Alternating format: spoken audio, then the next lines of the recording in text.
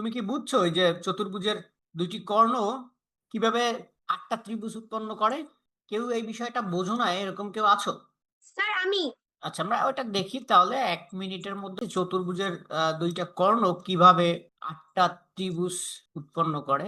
আচ্ছা, তোমরা শীর্ষবিন্দু চেনো? জি স্যার জি শীর্ষবিন্দু, স্যার যারা শীর্ষবিন্দু চেনো না তাদেরকে একটু বলে রাখি।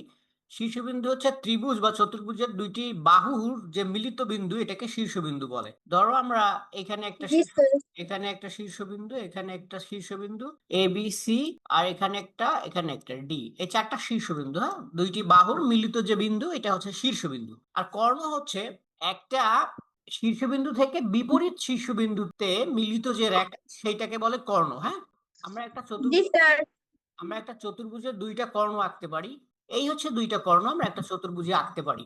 তো আমরা এখানে যদি আমরা এ বি সি ডি দিয়েছি, এখন কর্ণ দুইটির মিলিত বিন্দুতে যদি আমরা একটা নাম দেই, ধরো যে এটা A B C D E দিতে পারি আমরা। হ্যাঁ, ই দিতে পারি, A B C D E.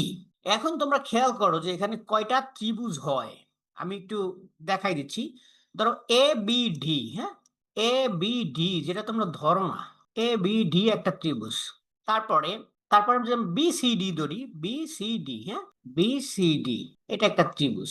এইটা, এইটা, আর এইটা, এই পর্যন্ত। হ্যাঁ, আবার A C B, A C B এটা একটা ত্রিভুজ। হ্যাঁ, এ সি বি।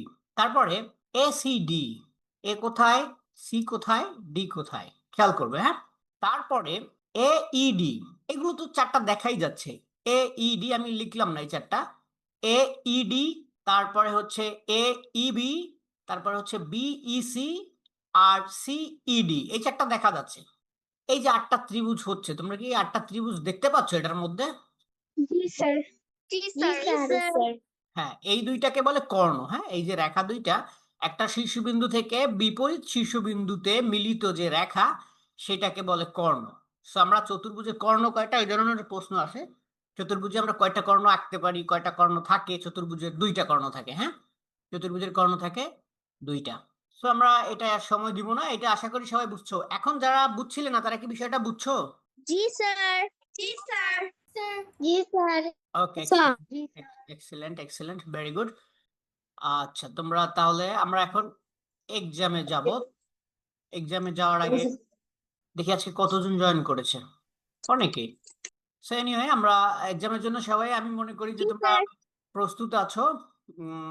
এখন এবারে কোশ্চেন দেখা যাচ্ছে কিনা। জি স্যার জি স্যার